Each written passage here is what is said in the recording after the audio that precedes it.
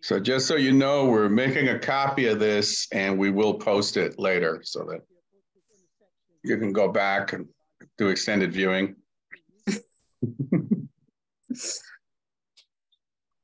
I think we're at the time when the ads and the trailers for the next movie are supposed to be on.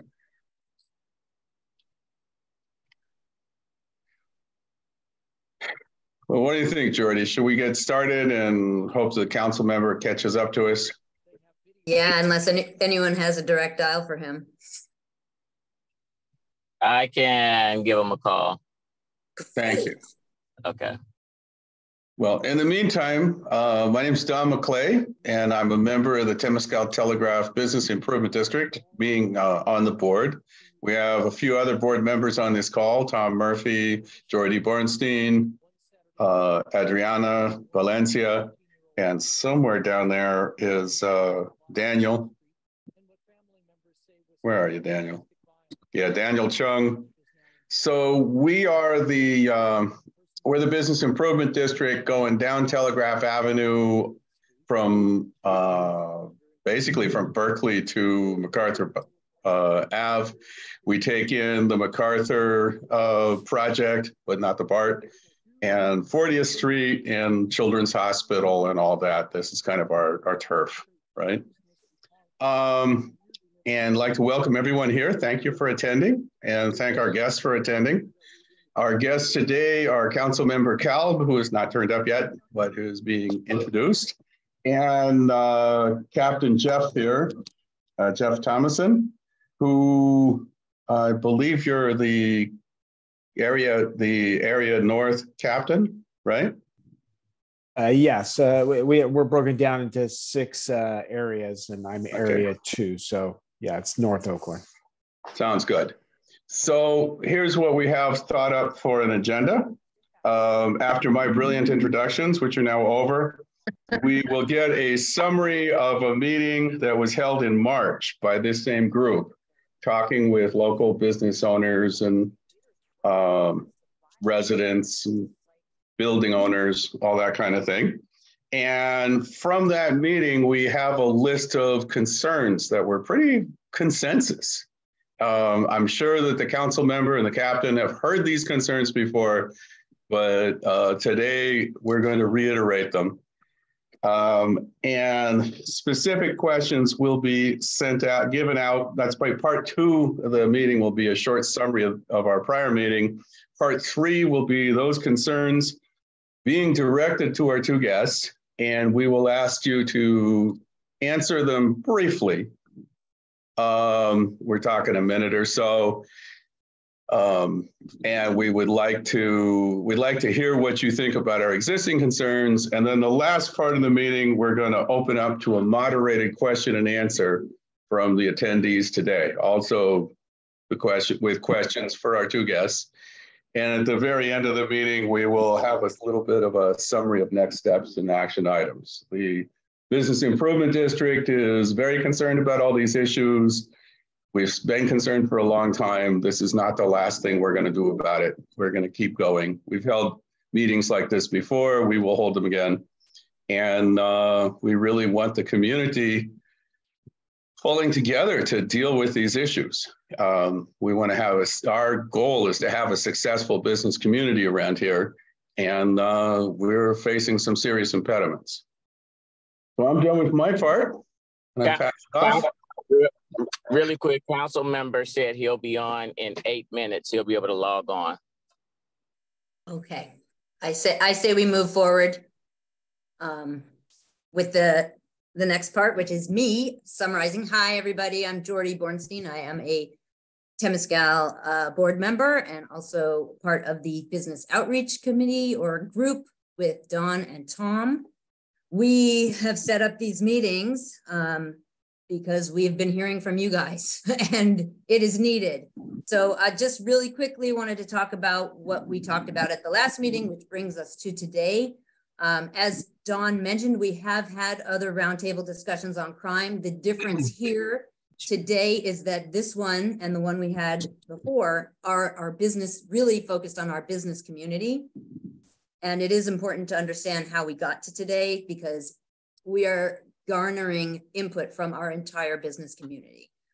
It's not just us, these little talking heads in the boxes up here. So our first meeting, well, that last meeting that brings us to today was in March. And basically 1 month ago, it was very well attended. We had close to 30 business members and some community members as well. We had 7 board members as well as committee members. There was a lot of engagement. I think everyone on the call actually got to say something. We had a lot of brainstorming, a lot of ideas. We shared stories. Some of those stories were a little on the scary side. And we came up with questions too, which is what we're going to get to later in this agenda.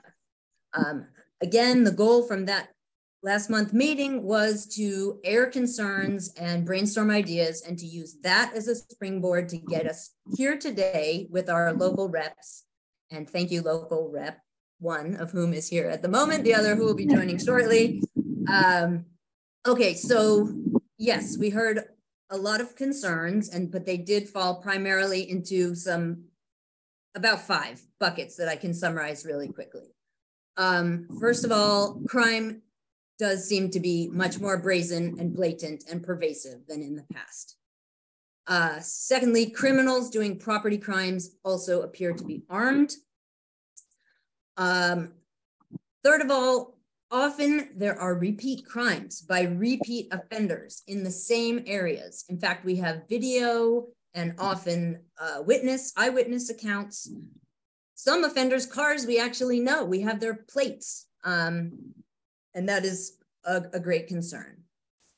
Of course, safety is a growing concern for our businesses, our employees, and the fact that the crime is scaring away clients who are scared of parking in the district. There's so much smash and grab, break-ins, it's everywhere.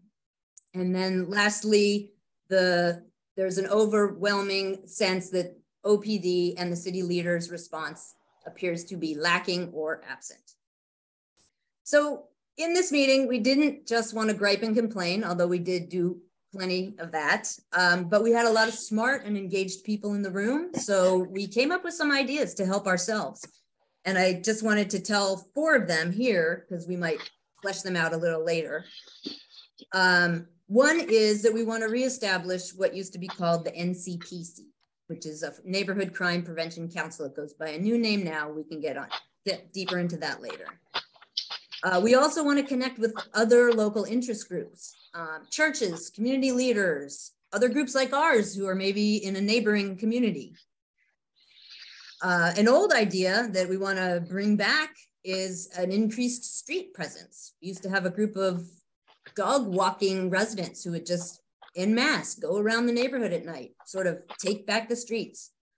Thought that was a great idea. And then lastly, we want to build a repository of video and data, like other data, that we can then post onto social media and have it be like a way to send an alert or to be, real crime happening in real time, and people can log onto that and be better informed. It also can provide a history of events. There could be sort of a smattering of this type of crime happening there and another type of crime happening there. Perhaps even OPD could use our data. We'll talk more about that later. Okay, so just wrapping up, where are we now? We've arranged this meeting, and we're going to see how the city can help us and how we can help ourselves.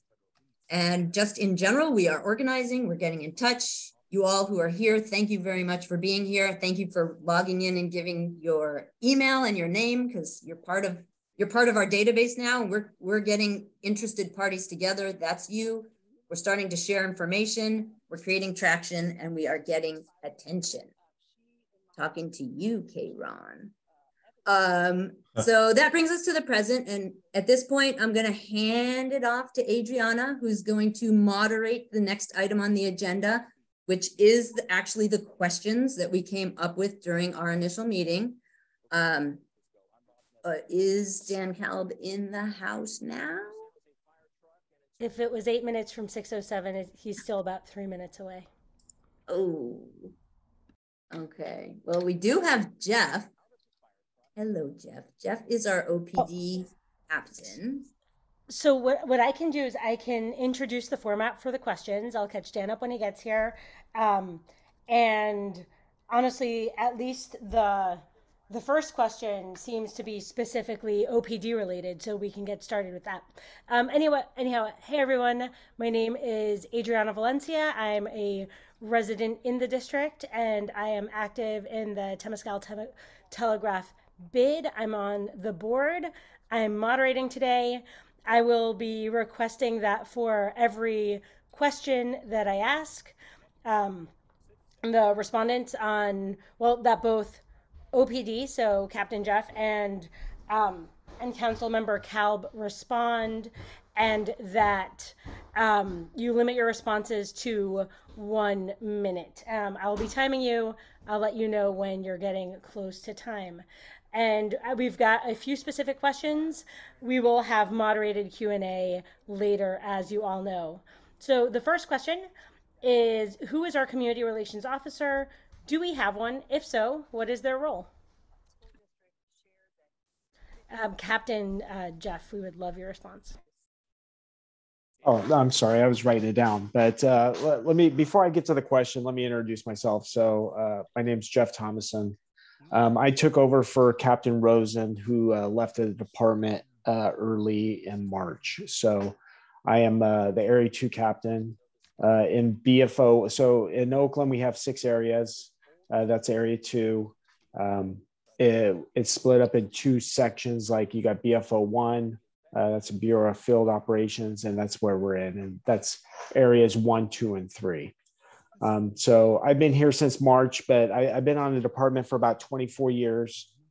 So I have a little bit of experience, and just looking back at some of the stuff on how we can, help come together.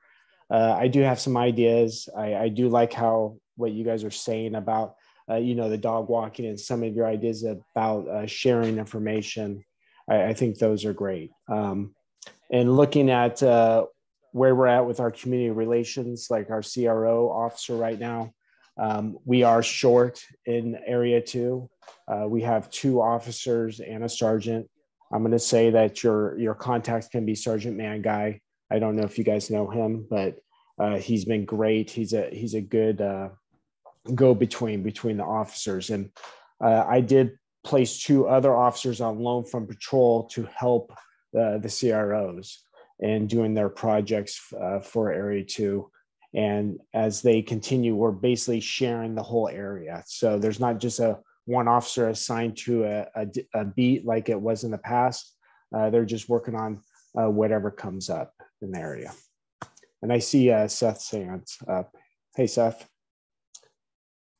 Hi, I just wanted to introduce myself to everybody. My name is Seth Stewart. I work for Oakland City Council Member Dan Kalb, and just wanted to say hello. Dan's coming, is he?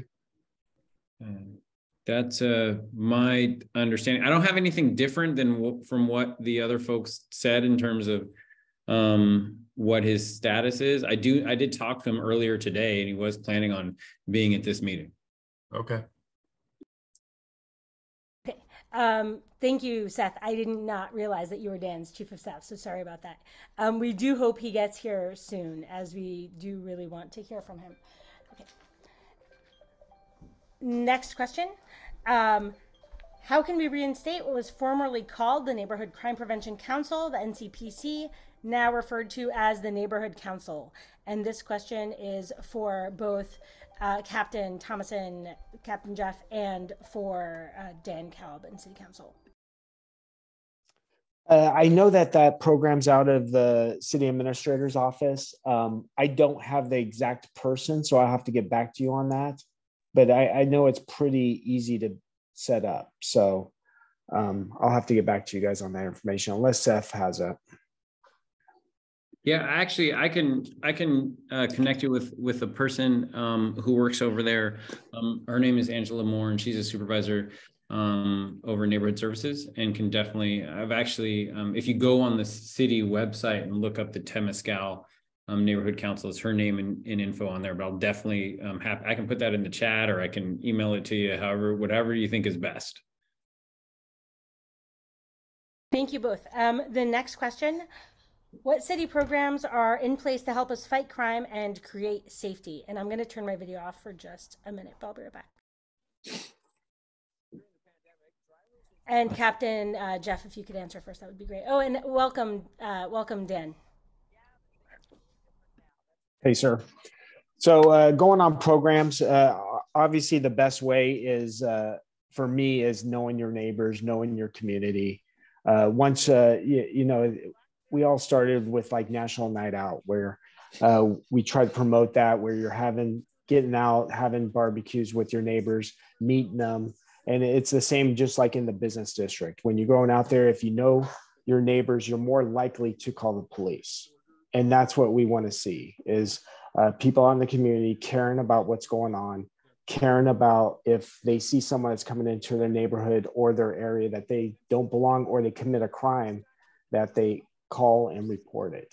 I know, and I'll get probably into about our calls for service, our response time, how it's not favorable right now.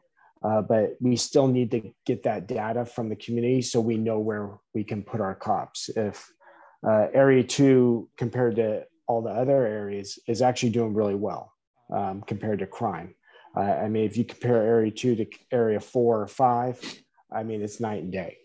But that's where we're focusing on right now, is Area 4 with our Violent Crimes Operations Center, and our ceasefire strategies are going out there because of the violence that they're seeing. If we get more reported crimes out in Area 2, then that's where we can shift some of our resources. Thank you. Dan, can we hear from you? Sorry, can you hear me? You're muted. Hear you now. Okay. So I apologize for being late. I had another neighborhood gathering, just went long. So I don't know what I missed, but your question was, what are some of the... I can repeat the question. Okay, sure. Which is, what city programs are in place to help us fight crime and create safety? We've got about 4 questions after this. We're asking for both OPD and City Council to answer each of the questions with about a minute per response, because we're going to have Q&A after that. Okay. Well, we have a number of programs that we believe help either in the short term or often over time to reduce crime. Many people are aware of our Department of Violence Prevention and the various programs we have that are housed in there, and I'll put that into the chat. We also we've had in the past, I mean, it still exists, a neighborhood watch program, but that takes for those blocks or 2 blocks together that don't have that. If they contact OPD, or I'm sorry, contact a neighborhood services coordinator, they could eventually help a particular block or a couple blocks together create a neighborhood watch, and what comes with that. I don't know, we used to have a lot of those. I don't know if some of them have dissipated or not, but those are still available to be created in some fashion. It's hard to say how much more, how effective they are in the residential areas. I think what people are asking about, if I understand what some of the emails we've gotten recently in a couple different commercial neighborhoods, is more of the crimes that happen on or because of the commercial corridor, or due to people going to the commercial corridors. And so neighborhood watches are more residential. Dan, that is actually a perfect segue into our next question, okay, which is, what can we realistically expect from the city and OPD related to crime support and prevention, specifically for the Temescal Telegraph bid? What can we specifically expect from the city and OPD that would help address and reduce these kinds of the crimes that are happening in the Temescal from happening less often? Correct. You know, we've had this is always a tension, because every time you have one officer doing something, that same officer is not doing something else. So there's always a give and take, you know, and that's nothing unusual, nothing new. There have been an increased call in some neighborhoods, some commercial neighborhoods, for walking officers, walking beat officers, and that obviously that's not 24/7 or even you know, even 10 hours a day for 5-6 days a week. But when there are walking officers who are walking up and down the avenue, you know, a number of hours during the week, it creates a sense of creates a presence that has probably some deterrent effect. It's imperfect, but it's something that people like to see because it makes them feel like there's attention being paid to that particular location and the problems that happen in that locations. This is we're going to be dealing with this in our budget coming up. I recommend people contact, obviously you're contacting me, as you have a right to do and should do, contacting the mayor's office and other council members. You know, the idea of walking officers, if we assign too many people to be walking officers, if the chief of police does that, that means 911 calls might get delayed responses or something else might not happen. So it's a give and take, but I like the idea of walking officers. Thank you so much, Dan. We're at a little over a minute. I'm sorry, go ahead. Thank you. We're at a little over a minute for that response, but thanks for your attempt to answer it thoroughly. OPD, Captain Jeff, I'd love to hear your response to what can we realistically expect from OPD related to crime support and prevention? Emphasis on the word realistically there. Yeah, and I think the council member was right on point with walking officers. We brought back walking about a month ago. We got a COPS grant, so it's in the grant that we have. We have actually 6 walking officers and a sergeant right now. We're trying to double that next year. As our academies graduate, we'll be able to add more. And that money is already kind of put aside. So it's a matching grant. We put up half and then the grant puts up half. Also, as we grow our police department, the CROs. The CROs are a great resource for crime reduction. They're out there, especially if we have any robberies or burglaries that can take place. We can stick those officers in those spots to do surveillance and try to work the problem at that ground level. And also, I just want to bring up, and I know it's a minute per question, but we did bring back traffic last year. Traffic is a great tool to use just as a visual deterrent. So hopefully you guys have been seeing the motorcycles out there writing tickets. I've been placing them on Telegraph, on Broadway, especially this last month, and trying to go after people for moving violations. And it's kind of like a double-edged sword. So they're going after the most dangerous drivers, but they're also a visual deterrent to the burglaries that are taking place. Thank you. The next question, again, for both OPD and Councilmember Kalb's office, is what type of coaching and support, if any, is available for employees and residents when threatened by violence in our city?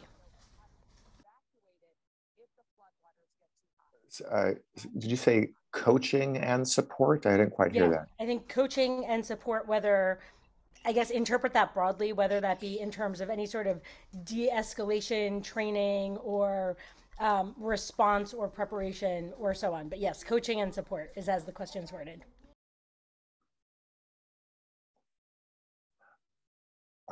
When somebody has been the victim of a crime or just feels the fear of they're potentially going to be the victim? Again, I would interpret that broadly. It's phrased as, I mean, these are the questions that came out of the summary from the last meeting. So I think it's when threatened by violence. I think it's whether someone is considering leaving Oakland or someone is just moving here or whether someone has had an actual incident. Again, interpret it broadly. I can take it for a second. And it's first that the person has to report the crime. So we need OPD to go out there.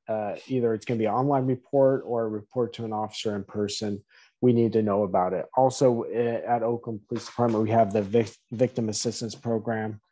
So they can contact them and get resources through our victim assistance. And that's either for counseling or other expenses that just because they're a victim of crime. And this is a Seth Stewart. I'll just chime in on that one. The victims program and the victim assistance program in the Oakland Police Department is effective. I've worked with those folks on a number of different issues. And if somebody has suffered a crime or they're a victim of a crime, that's definitely a workable, functional option that's happening that I've had some experience with. Thank you. Dan, do you have anything to add? There was some information on. I think everybody wants to feel safer. Sometimes I've noticed people so are focused on feeling safer, they almost lose sight of actually being safer. But that's nothing unusual and nothing unique to Oakland or anybody else or anywhere else. There are things that people can do when it comes to their home. Home hardening is a term that's been used to make it a little less attractive and more of a deterrent for people to be burglarized. But I think that's, while there are occasionally home burglaries, I think the bigger problem is that we're seeing is the car burglaries and car thefts. And I honestly don't have an answer as to how to stop the what are euphemistically called smash and grabs. A lot of people don't keep things in their car because they know there's a risk, and they still get the car window broken. And sometimes there are periods of time where it seems pretty brazen, or at least pretty regular. And you know, the walking officers in different commercial neighborhoods could help reduce that problem and therefore reduce the fear. But I honestly don't have a great answer for the smash and grabs, because our police department, understandably so, are focused on the the shootings and the armed robberies and the murders and attempted murders and the more higher level, if you will, violent crimes. I'm not discounting the car burglaries at all. It's a problem and it's serious, but OPD generally focuses on. Dan, you seem to have muted again for a little bit, but you did hit the minute mark. Okay, thanks. So moving on. The next question: how do we get more police visibility in our district? That's somewhat been answered to an extent in terms of the walking officers. So if OPD, if you have any ideas for expanding on that, specifically on police visibility within and on the Temescal Telegraph bid. And I'll try to go to a little bit of a whole approach here. So we have like 35 beat officers throughout the city at one time. So you got day watch, and then swing shift will bring on 35, and you got 35 at night. Those officers are handling about 1 million calls come into service every year, and that was last year. About 250,000 go out to calls for service. So right now, especially today, and probably on the average, there's about 100 calls standing for service. And I'm not trying to be, the negative Nelly here about it, but most of the officers are going call to call to call, and they're trying to answer 911 calls because people are calling for help, and we're trying to send an officer to them. As we grow our police department, that's when we have the walking officers, the CROs and other, the VCOC, which is our Violent Crimes Operations Center, or ceasefire strategy, where they have officers. As we grow, we can put those officers in specialized units to be more visible out in the community. It's very difficult right now for the beat officer to be visible when they're just going call to call to call. Somehow, as a police department, we have to look at the calls coming in and seeing how we can reduce those. Thank you. Dan Kalb, do you have anything to add to that? What was the question again? It's specifically about how we get more police visibility in our district, but perhaps there's a district/council side approach for the visibility beyond increased presence. Yeah.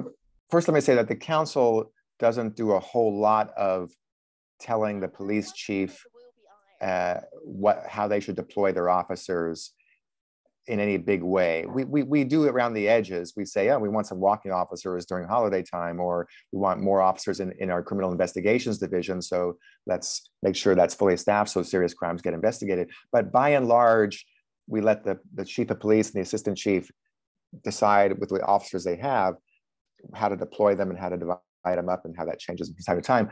I know some captains in the past in North Oakland, our area, have directed their patrol officers who are answering calls and writing up reports to park their car when they're doing reports, to park their car in a visible location in a neighborhood while they're doing the reports on the computer, so they at least have some presence and some deterrence while they're busy doing their reports. So I don't know, Captain, if your officers are doing that, or if you're going to instruct them to do that, but that is something that people like when that happened. Yeah, they are. Earlier, probably in the last month, we had a couple shootings down the lower Telegraph area, and that's where we've been kind of focused. Also around the Mosswood Park area. Hopefully you'll be seeing cars writing the reports up there. And then about a couple months ago, we had a bunch of shootings up in the 50s and 60s, which is not off Telegraph. It's somewhere out in North Oakland, where we had a bunch of shootings. And that's where we've been directing them to write the reports. But as I look at crime, and I look at it all the time, I see all the calls that come in. And every week we have a meeting with the chief and we discuss crime and where we're putting our officers. If I see an uptick in violence on Telegraph, that's where you're going to see the officers at. Thank you. Next question. What? And this is actually the last question that we have before we'll move on to moderated Q&A. The question is, what can OPD realistically do for property crimes? What if we were to have some sort of data / video / license plate repository, since there are, let's say, known repeat offenders, would there be the staff to be able to follow up on that? So to summarize, what can realistically happen for property crimes? There's an idea for a repository. There may be other ideas to very tactically trace the offenders, and how can that integrate with OPD's efforts to actually, let's say, follow up and reduce those crimes? Yeah, no, it would help a lot. Right now we have 2 burglary investigators for the entire city. So burglary wise, we're probably looking about 13,000 for the city for a year. And we have 2 investigators. But the more information that comes in, that helps them follow up on those crimes. I know, especially a couple of weeks ago, we had a bunch of smash and grabs up in Piedmont, also on College Avenue. And it's probably the same on Telegraph, where this Infinity was going around doing smash and grabs. We got the license plate. We've been following up on it. It's actually a stolen vehicle. So we can't just trace it back to the owner. Officers got behind it. We're able to try to do a car stop. It took off, and our policy doesn't allow us to pursue it. So, but we use all the information that comes in. People all the time email me videos or license plates saying, hey, this car's, and then we do pass it on and we do follow up on it. So we look forward to all the information that we can get, especially, help follow up on crimes and hold people accountable. Thank you. Dan, did you disappear? I know, there you are. You're just still here. Could you repeat the question, please? Dan and team, yes. So what can OPD realistically do for property crimes? There's idea of a data / video / license plate database or repository, and the question of staffing to follow up on that. What role could your office and city council play in helping OPD, let's say, more realistically addressed crimes that are, let's say, tracked and videoed and caught on camera? Yeah, well, the OPD already has a protocol that if there's a crime, that they canvass the neighborhood, whether it's commercial or residential, to see if any of the property owners or business owners have any video footage inside or outside or whatnot. It's hit and miss. Sometimes there is video footage that's helpful in terms of the investigation, and a lot of times there's not. But that is a routine protocol that OPD uses, and it's a good thing. There used to be information on the city Oakland's website, maybe there still is, about ideas of where to find sources to put the best kind of cameras outside your property if you choose to do that. So that happens. I can't remember what the rest of your question was. I'm sorry. It was on the city council side. Oh yeah. What so, could you do to support OPD? Well, what we're doing is what we've been doing is we've been funding more police academies, just to have a regular cycle of police academies. The problem we're facing is, unlike, let's say 9-10 years ago, where you would have several hundred people apply to be in a police academy when there are only like 49 slots available at the time or whatnot, and you get 48, 49 people starting, and people would drop out, and you get about 36 or so, maybe 35 who graduate, and that's what it was.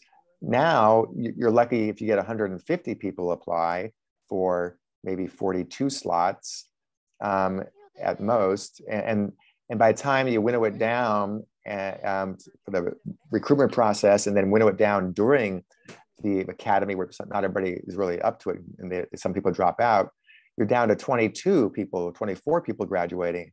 And so we need to have more academies just to keep up with where we're going.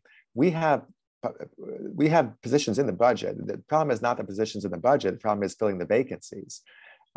So that's why we're having more police academies to help fill those vacancies. Yeah, that's what we're trying. That's what we're doing. And other police departments around the state are having the same problem in recruiting more people to enter their police academies. So it's not unique to Oakland. But we're continuing to do our best to fill those police academies. Thank you both. So we've reached the end of the prepared questions. Now we're going to move on to moderated Q&A.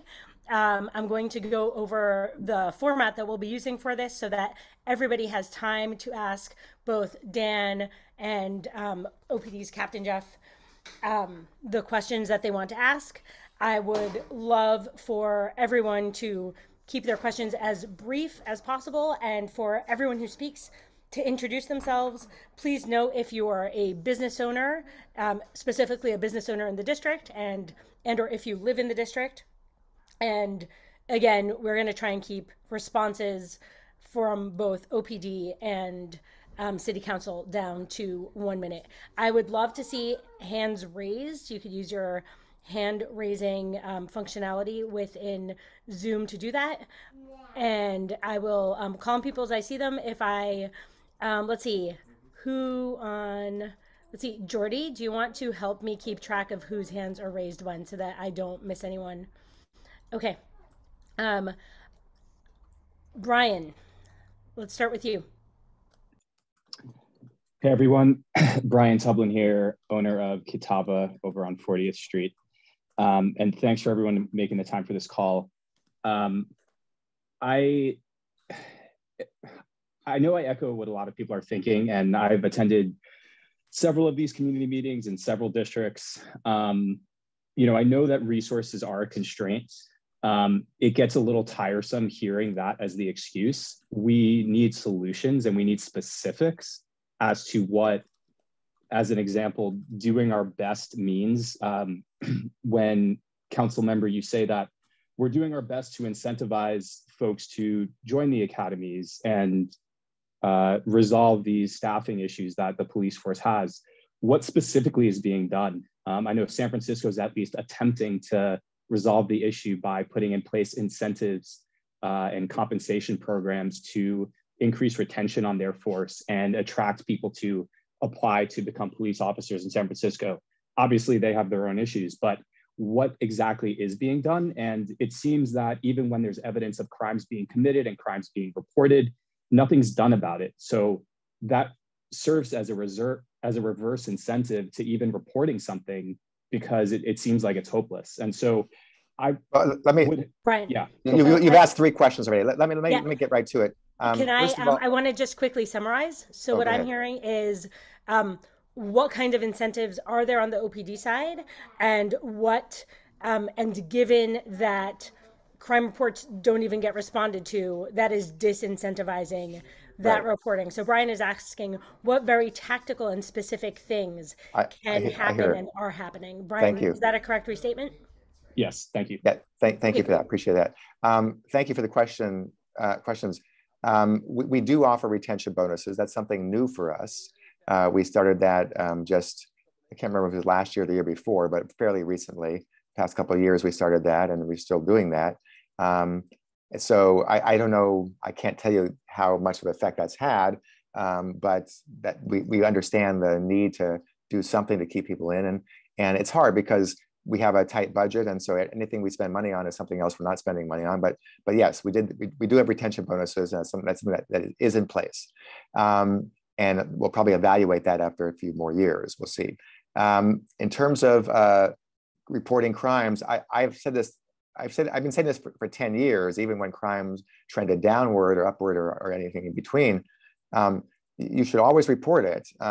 Even if you don't think it's having an impact, those statistics are gathered and they create quarterly or annual reports and 3 reports that help OPD going forward decide how and where to deploy officers or what areas to have how many officers in. And so if a bunch of crimes are getting reported in East Oakland, and even though we're having fewer crimes here, if we're not reporting some of those, it's going to seem to OPD it's even fewer than fewer, and that's going to mean fewer officers assigned to this area. So Dan, we just passed a minute. You should okay, sorry. You should definitely report the crimes.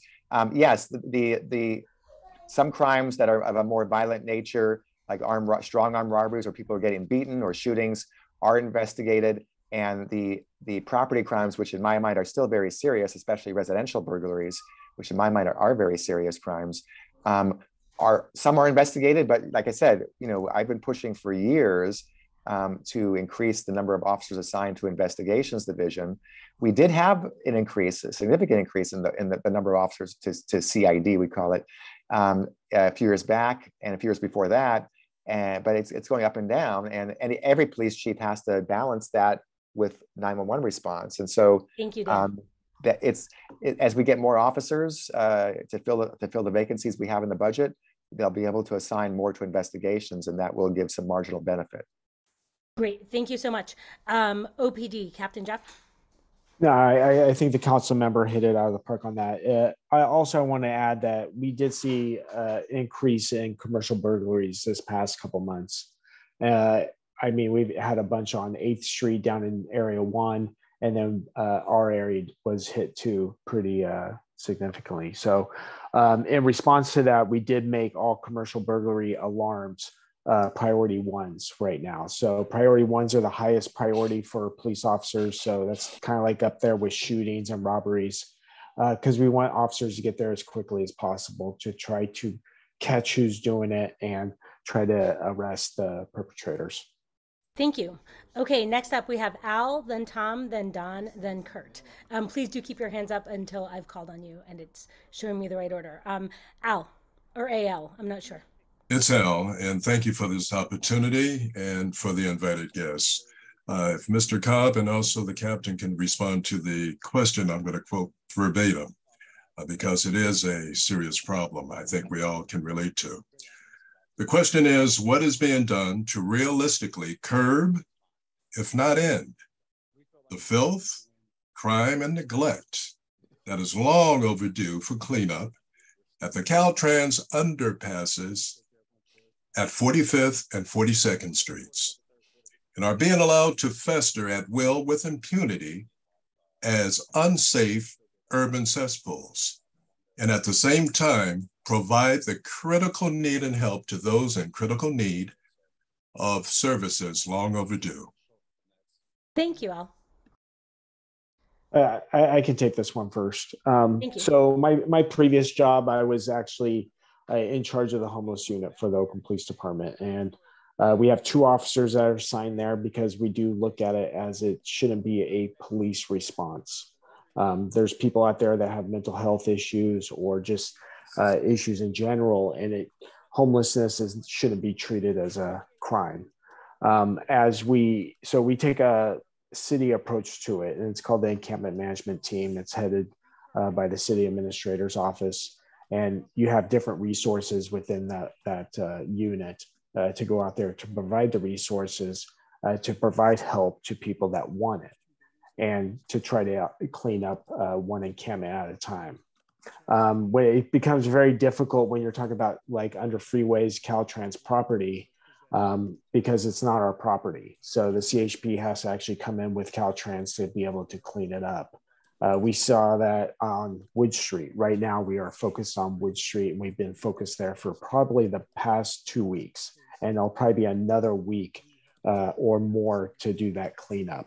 Caltrans came in with CHP and cleaned up their side of Wood Street, which was the backside underneath the freeway a couple months ago.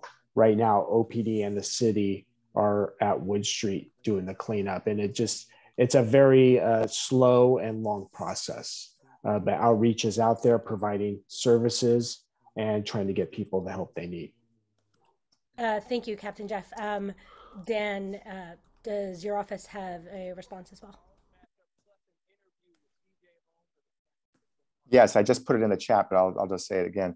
And some people know this already. What we say we want to do, and do to some extent, but not really well or not really nearly enough, is do regular deep cleanings of the larger encampments, including those on 42nd and 45th Street, and which means keep them managed in size, keep them smaller in size, keep them to one side of the street, keep them relatively clean, and pick up trash every day, every week. And what I have found that in the various locations, not just all locations, wherever there are lots of encampments, when the city goes in and does the deep cleaning and reduces the size and keeps it to one side of the street and picks up trash, the number of complaints, not surprisingly, go way down for a period of time. The problem is that we don't have enough staff to maintain that managed, relatively clean way of being and one side of the street on a regular basis, and it ends up okay. It looks good for a few weeks, and it gets back. Then it gets back to how it was, and it's worse, and it doesn't get on the cycle for the next cleaning for months later, if that. And that's the problem, and that's why we've been trying to assign more staff to do that management program. There are some that get closed from time to time, and they're sent off to most of them are sent off to beds that are available in various facilities that the city has either created or are managing.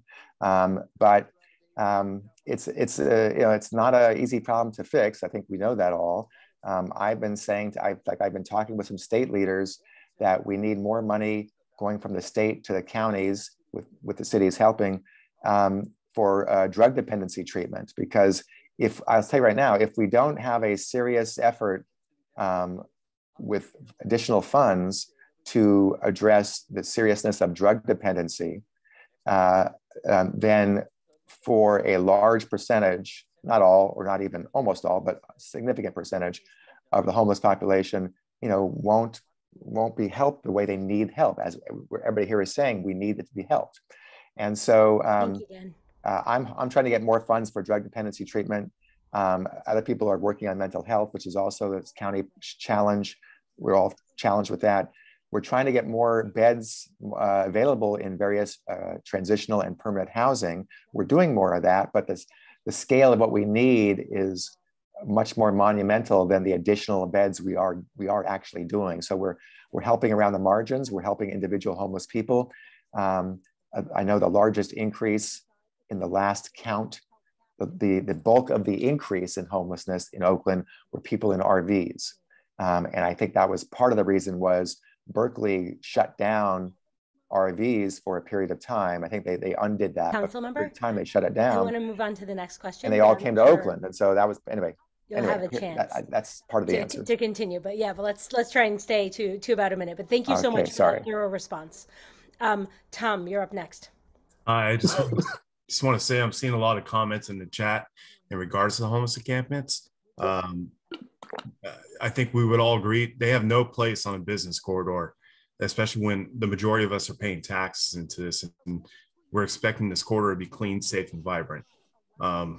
Maybe we could address that at a later time. But the question I want to ask and bring up is, it's kind of a bigger question, and it's in regards to the current policies in place. If you talk to any cop out there, especially off the record, they'll say that the existing policies in place, both on a local and state level, kind of has their hands tied behind their back in regards to doing anything.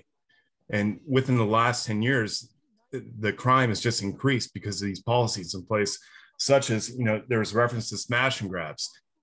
Prop 47 has a lot to do with that, from what I know.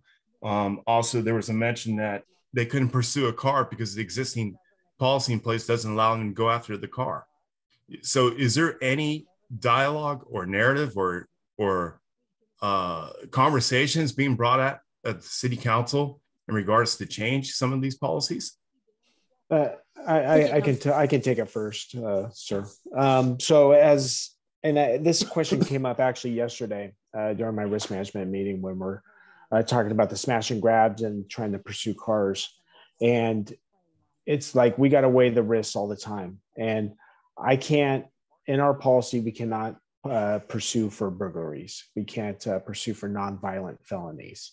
And it's hard to justify a pursuit. And I understand the impacts to our community, what's going on, the multiple crimes that are being committed, but it's hard to justify a pursuit when the end could be a death, when it could be someone that's totally innocent bystander that gets hit, or the subject that's involved in the crime ends up crashing and dying. And it's hard to justify a property crime to pursue for a property crime. If you're really concerned about the policies and procedures, we do have the police commission. They meet once a month.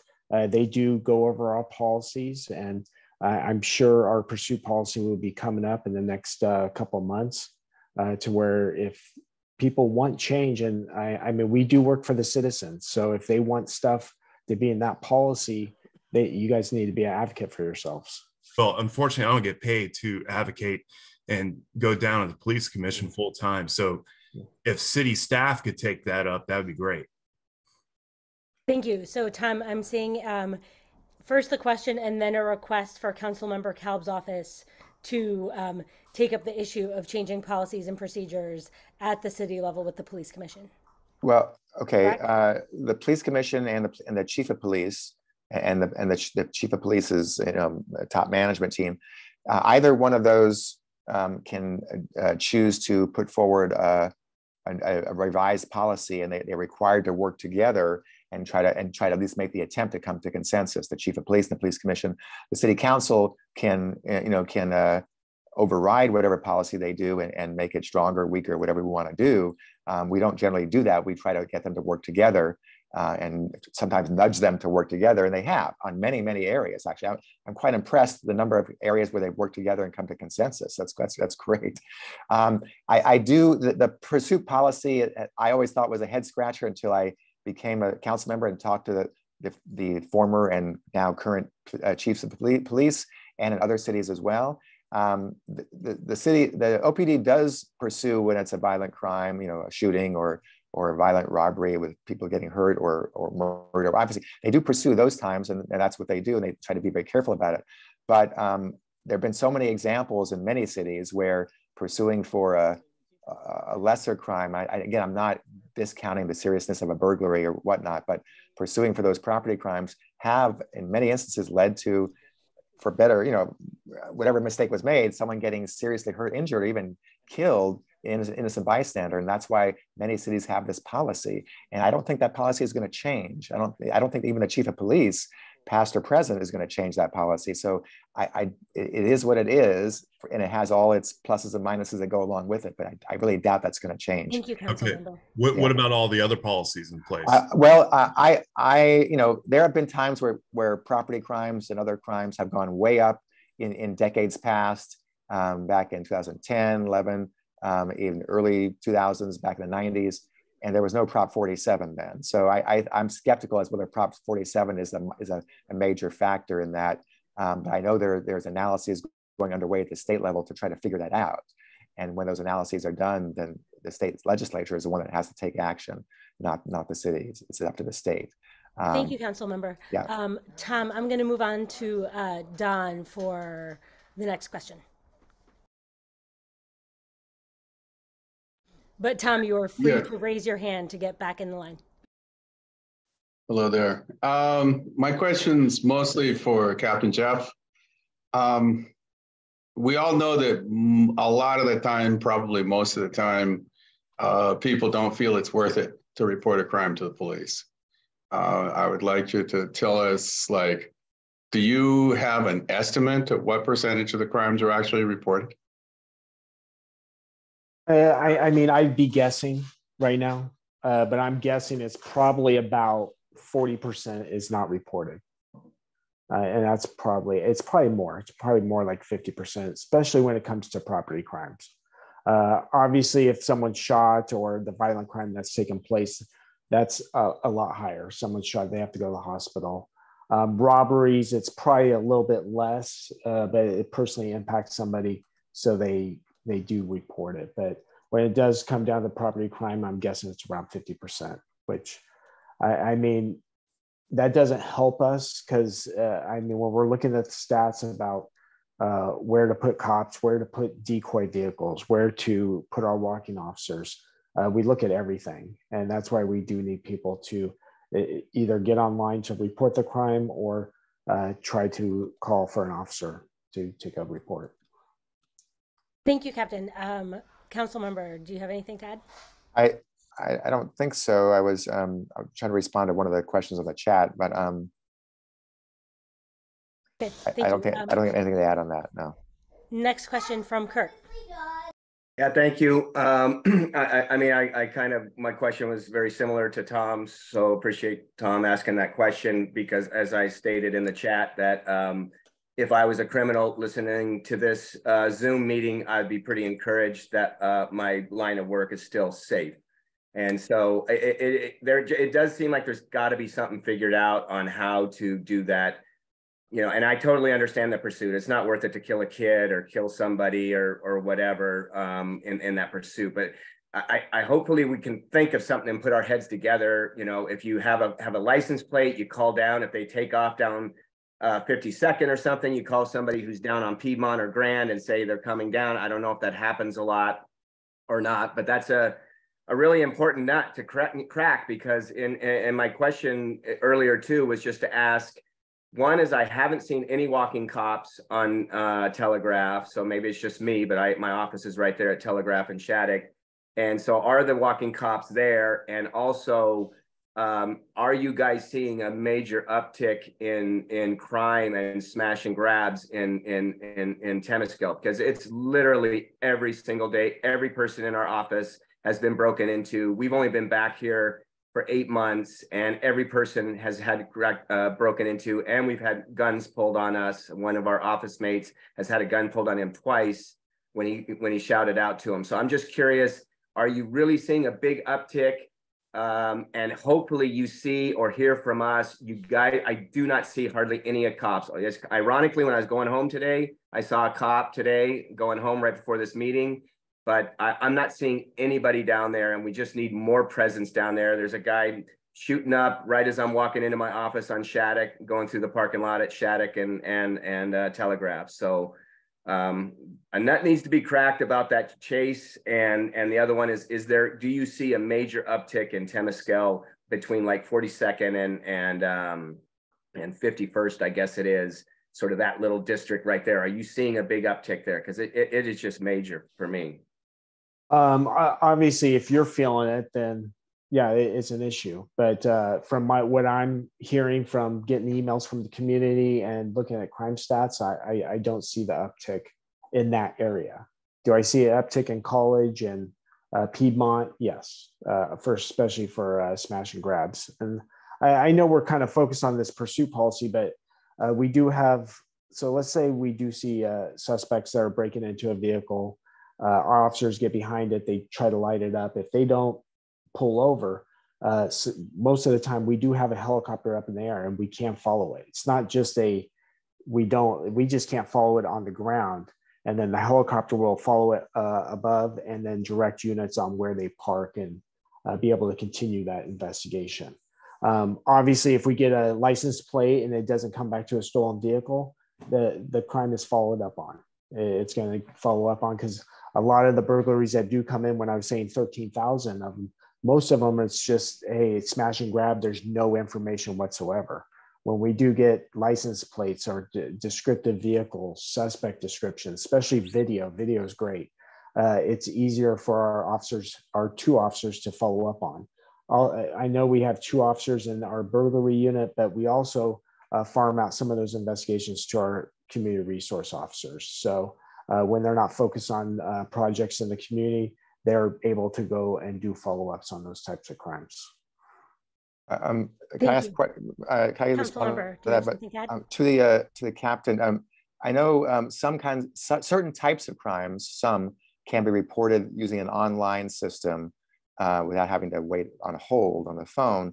But then it says there are some residential burglary, commercial burglary, and auto theft are not allowed to be reported on an online system. You have to wait on hold by calling the non-emergency number. Is there a reason for that? Is that something that we could change to make it easier to report a crime? I know the last one you said, auto theft, we have to talk to somebody. So we have to talk to the registered owner to make sure the circumstances of their vehicle being reported stolen. We can't just take that over the phone. You know, in the past, we've had people try to report non-cars that they don't own stolen, and then things can happen. That makes sense. But the residential burglary or commercial burglary, it also says that they cannot do it online. There must be a reason for that. Yeah, because we want officers to go out there to be able to do fingerprints and see if they canvass the area. A lot of video that is out there now, especially on residential burglaries. A lot of people have Ring doorbells, and we'll go knock on the neighbor's door, try to get those types of videos. Okay, and we want technicians to be able to go out there and try to get fingerprints. Thank you. Kurt, were you done with your question? Patrick, you're up next. Yes, I was. Thank you. Okay, great. Hi, thank you for taking my comment. My name is Patrick Perez. I actually an office mate of Kurt's. We're architects. Unfortunately, my car was broken into last month. It was a Tesla, so I was able to upload the video with my report, license plate, everything, but really haven't heard anything back. I guess my questions are, say everything fell into place and the police were able to find this person or someone was there at the time, what's the expectation in terms of that person being prosecuted? You know, we don't have the prosecutor's office here, I don't think, but what's a realistic expectation there? And secondly, I'm just curious. I mean, I've been living in Oakland for a long time. I lived in Temescal for 10 years, and now my office is back there. What's really changed? Are these criminals organized? Are they kids? Why are they so brazen? I mean, they really just, it's just very scary how brazen it is, and there's little to no concern about being caught, hurting somebody, threatening somebody. It just seems like something has really changed, and yeah, I just feel kind of helpless. So I hope, you know, per the policy comments, I hope that, you know, there's some organizations that are working on that kind of stuff. But you know, I love this city, but it's really wearing thin. You know. Thank you, Patrick. So to summarize your question, the question is, what has changed that the crime is now so brazen, and what is the connection between that and policy? And also, I just want to know, what is the expectation if this person was caught or broken in my car? Would they be arrested, charged, and put in jail, or are they just going to be let go? Great, thank you. Well, I'll start, and the police captain could add to what he knows. As you pointed out, I think, or implied, the responsibility of prosecution lies with the county district attorney's office, and that's, of course, always been the case. OPD is responsible for doing the initial investigation and providing enough information and evidence to pass along to the DA's office, and that's what they do. Some people have made statements over the past number of years, for many years, that the DA's office doesn't prosecute misdemeanors. That's not true. A high percentage, not a majority, but a significant part of their work are misdemeanors. They're not going to go. A misdemeanor is not going to go to prison for 20 years, like that. You know, but they do process them and deal with them, and they don't just let them go. There's a lot of rhetoric out there about, oh, just let them go, let them go.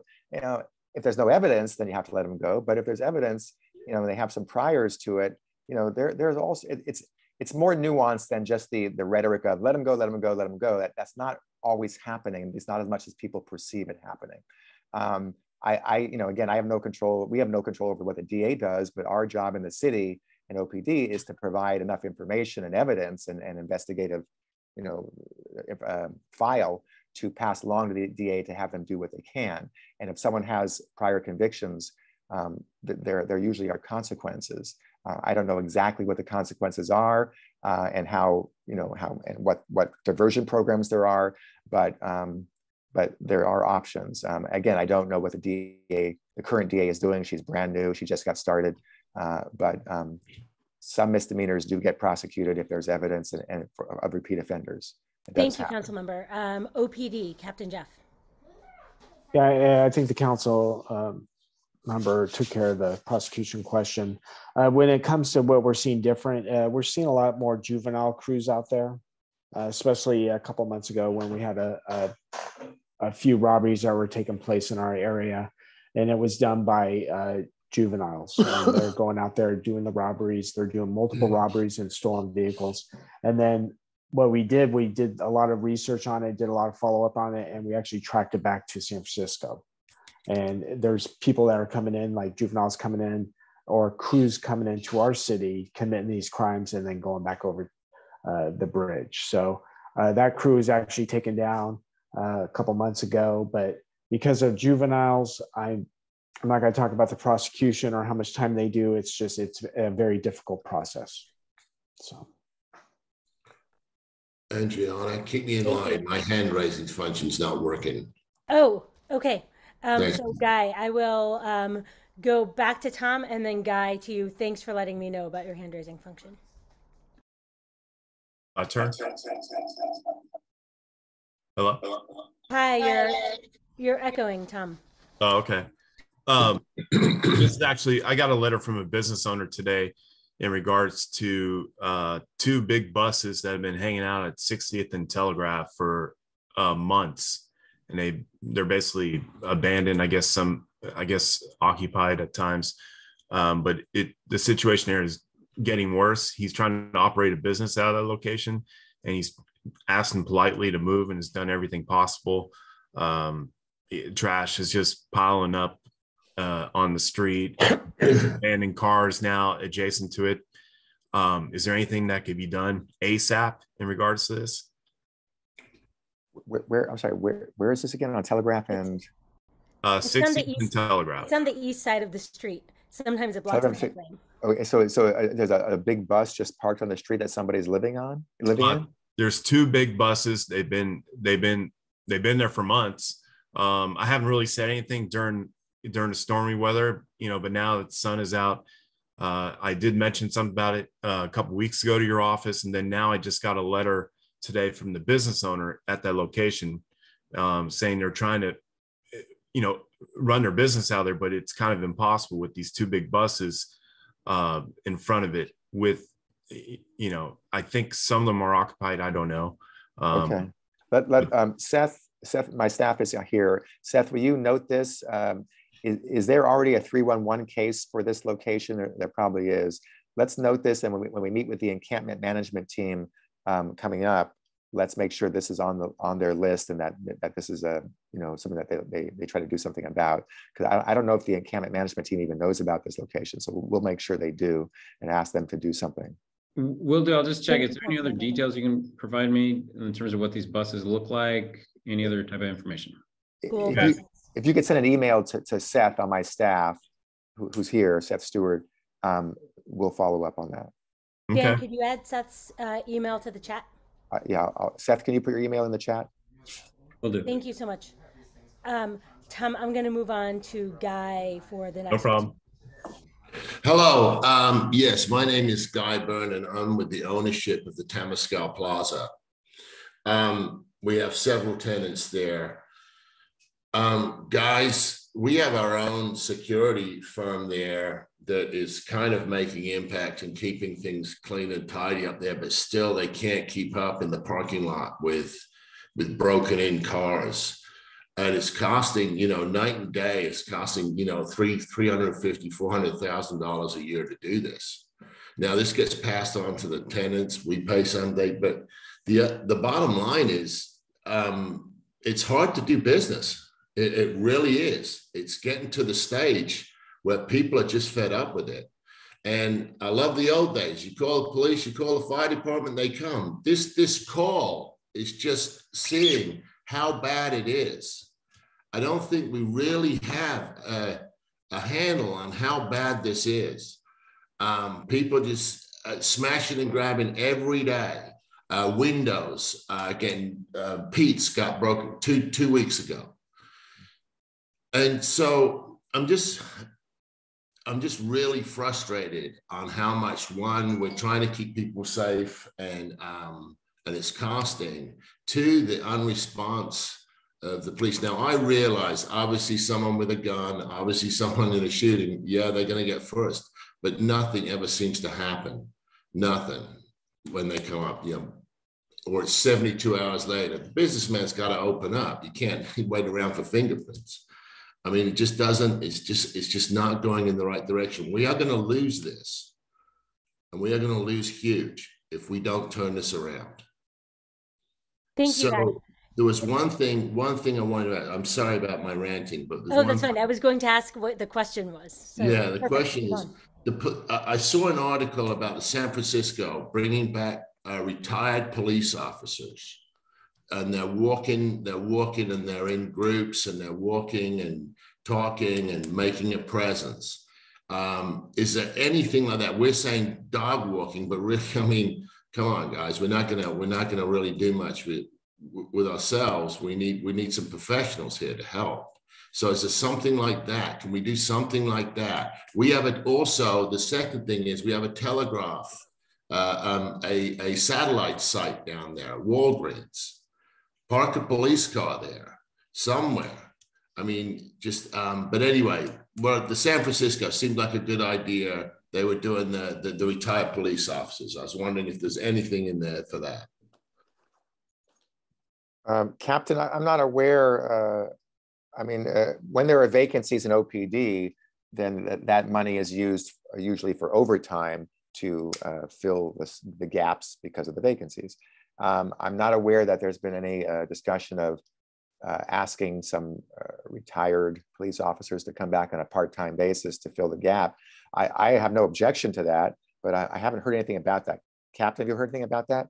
No, I know it came up a few years ago. We do have a couple of annuitants that are working backgrounds, so they help with doing background checks for a hiring process. But bringing back, I don't. Oh, it's in San Francisco. Yeah. I believe there was an article in San Francisco. They said they were looking at doing that. So I thought it was a great idea. Listen, I'm happy to pass that along as an idea to our assistant chief. And they'll discuss it. It's Seth, make sure I don't forget what I just said I would do. Got it. Thank you, council member. Thank you, Guy. Let's see, Captain Jeff, did you have any response to that question? No, I just that we do have annuitants that are working backgrounds, doing background investigations on new recruits trying to get into the academy. I know that we're in a closed contract right now, so I think it would have to be the contract would have to go up our MOU to be able to and work with the OPOA to open that up to add in that provision to hire back retired people.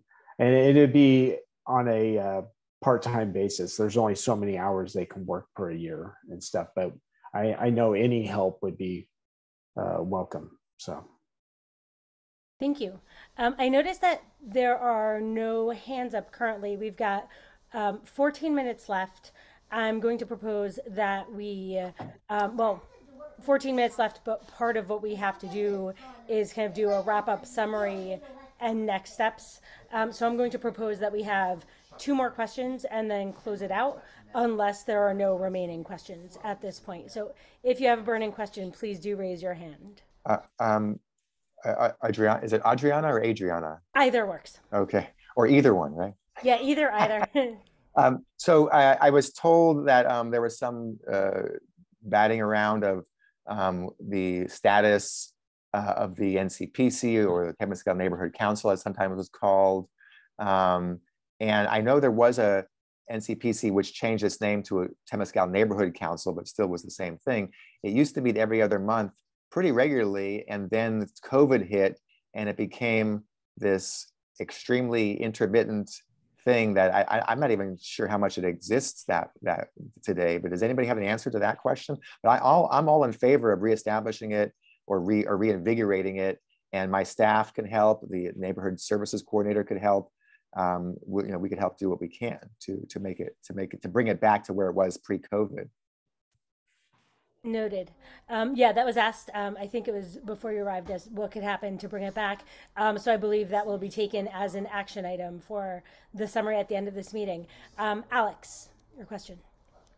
Hey, yeah, thanks, Alex. Homeowner at 42nd and West. Yeah, I was kind of curious for both Dan and the police chief, like about the tenor of what's changed with the new mayor in office around her policies around these, like around crimes and homelessness, and kind of what you've seen has been the biggest change recently with her. Thank you. I'll start. I haven't seen any change. It's, of course, she's only been here for a few months. I've only been in this office for a few months, and she's focusing. They had the ransomware, and then we had she's working on her budget for the past couple of months or past few months. So I haven't seen any change. The encampment management team, is still directed to do what it's supposed to do the best they can, and there hasn't been any change there. And certainly there haven't been any changes to any OPD policies at this point. That's really up to the police chief and the police commission. And I don't believe that the new mayor has weighed in yet. Again, it's still new. She may weigh in, but I don't see any major changes all of a sudden in what you just asked about. We all agree, including the mayor, that there's a need to do more things and better, and do more and pay more attention to certain things and more resources and so on. But in terms of changing something from a month ago to 6 months ago, I haven't seen any major diversions there, any changes yet. Thank you. Captain. No, it's the same. I haven't seen any major changes. And when you get that far up for us, we just go on the direction of the police chief and what his direction is, he or she's direction is to fight crime and be visible out in the community. I just know that a major, and I kind of hinted on it, is Wood Street. We've been trying to close Wood Street for years now. And this year, 2 weeks ago, is the first time that we've actually started cleaning that place up. And probably wouldn't have done it with the past administration. Thank you. We've got time for one last question, and that'll be you, Kurt.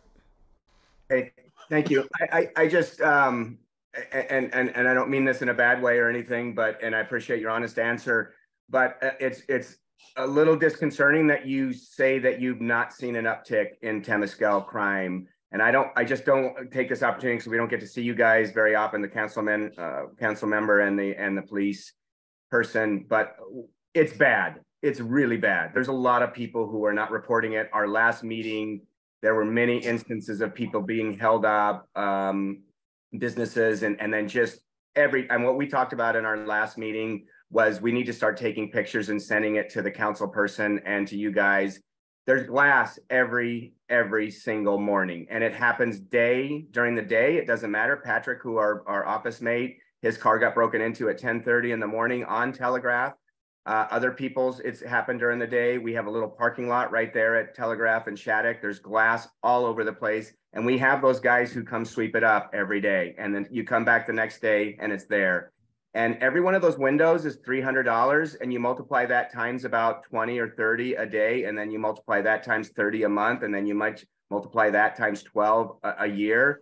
That all of a sudden becomes real big numbers. And so anyway, I don't want to leave this meeting because it was just a little discouraging to hear, we've not really heard any upticks. Because we've literally witnessed these guys driving down, and we have, license plate numbers, and we have video of them hitting multiple cars during the day. Yeah. And it's crazy. And so I don't want to leave this meeting that we're just kind of the status quo of Oakland. I think it's really bad. And yeah, please pay attention to it, both the council member and the police. and get more cops down here because we need them. I'm pretty sure I never said that I haven't seen any uptick or don't believe there is one. I'm quite sure I didn't say that. I do believe both in Piedmont Avenue, on again, off again throughout the past several months, not all the time, but much. Recently on College Avenue, a little bit here and there increase, and on Telegraph Avenue in Temescal. Again, not every day, but often. And so in all three of those commercial districts in my council district and other parts of town too, it's not unique to this part of town. There have been increases compared to 3, 4, 5 years ago. So I think it's very serious. I wish I had a great answer as to what we're going to do. And I know when I say, yeah, the OPD is mostly going to concentrate on the armed robberies and strong arm robberies and shootings and rapes and, well, we don't have any of those, but murders and attempted murders and things. No one would disagree with that. I think you all understand that, but that sounds to me, that I know that sounds like an excuse. Well, we're doing other more violent crimes, and so therefore it sounds like nothing's going to be done. And that's how I would feel too if I heard someone say what I often say. So I don't have a great answer for you other than I do meet with the police captain, this captain, every captain who's assigned to this area. We have regular monthly meetings with my staff, with all my staff, and I will interact with the captain between those meetings when something really serious happens. And I'm constantly asking OPD or occasionally the assistant chief, what more can we do to reduce this crime trend or that crime trend, or the increase in strong arm robberies there, or the increase in residential burglaries there. I do that all the time. And we try to, during budget time, we try to hire more, have more academies, hire more civilians to help with investigations, because there are civilian positions that exist that can help with investigations. All those things I've been doing every couple of years when it comes to budget time, and I'll continue to do that. So, and sometimes, from mid-2014 to mid-2019, the work that we in the council and others, the police department and other folks have done, brought down crime over time. I don't know if it's because of what I did or other people did, but the council, but crime went down, and no one said to the council, "Hey, thank you for bringing crime down." It just happened, and but when crime goes up, it's all of a sudden the city council members' fault and responsibility, and we have to do everything we can. I get that. I totally get that. That's totally understandable. We're trying to do what we can with the resources we have. I deal with this almost every day. And I know I don't tell you I deal with it every day, but I do, or my staff does. And we're trying to do more, and reporting it does help. And sometimes we're able to get more officers to do some walking in our neighborhoods here in the 3 commercial areas I just rattled off in District 1.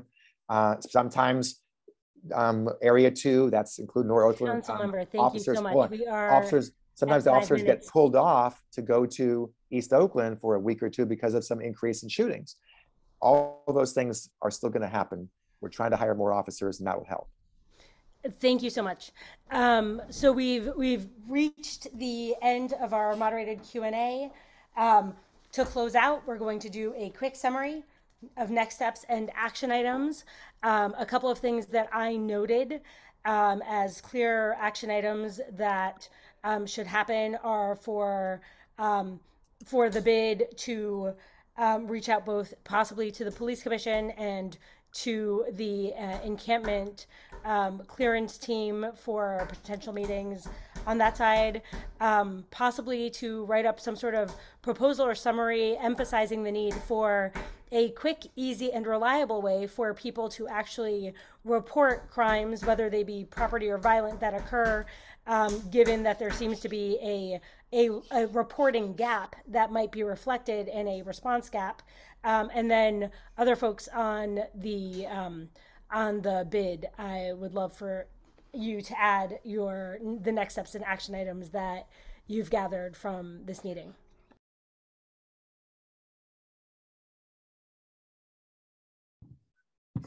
This is Audrey. I think there was a lot that was discussed. It's hard to quickly summarize. I think you covered the overview of it, but what I'd like to do is send out a recap of this and also, you know, highlight those high items. I do have a question that I do have that is not clear is for OPD, that right now you gave us a name of a sergeant that we can contact for an interim community relations officer, and I did not get that name. I was wondering if you could put that name and contact into the chat. And I think Adriana, you yes, I'll take care of it. That would be great. You know, I think a lot of what was discussed is that as much as being done as possible, and that we need to take action in reporting.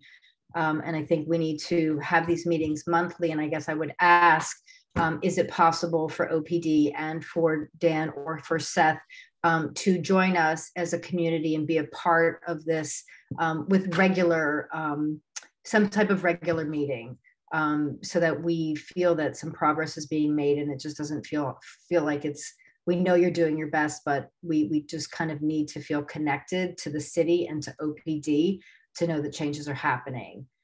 So I guess my final question would be, you know, can that be a follow-up for you? Yes, I'm trying to do a couple things right now, but yes, I can be at the next meetings. Yes. Or if I can't make it, I'll make sure that either Alan Manguy, the community resource sergeant, or someone can be there.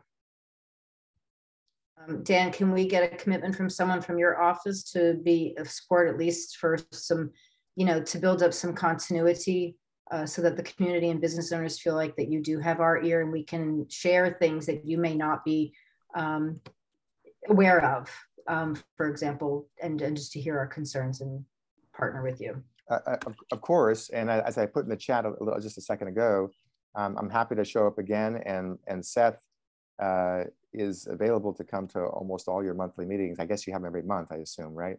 And so, yeah, that's part of Seth's role, is to attend these meetings of the BID, or the broader community in the BID. And if a neighborhood council gets reinvigorated, then we'll be attending those as well. Thank you. Okay. And we do read our emails. Yeah, I'd like to have a closing remark here. Wonderful. Thank you. Can I?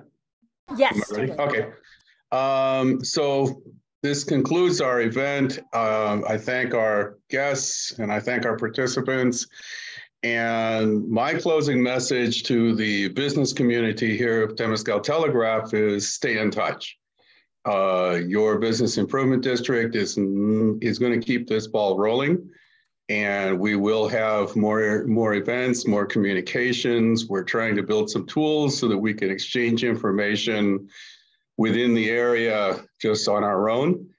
And for the members of council and Captain Jeff and whatnot, we are here. We are a resource. If you find that you don't know what's going on in the community, we're happy to set up two-way communication here. And we're also, what would be the right way to do it? We are determined to making this a better place to live. So we're going to stick to this.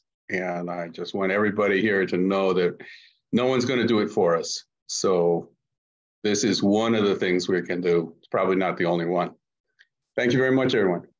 I'm sorry, I just saw someone put in the chat, your annual meeting is tomorrow? Did Seth, did you get a notice of that? I don't think I saw that in the emails. Is that That's a different subject. The crime meeting just went ahead because we find it urgent. Is that in an in-person meeting tomorrow? It's a Zoom meeting, Dan. I can send that to you and Seth. Okay, thanks. Yeah. Thank you. Are we closing? We are closing. Good night, everyone. Thank you very much. Bye-bye. Thanks. Bye, everyone. Thank you.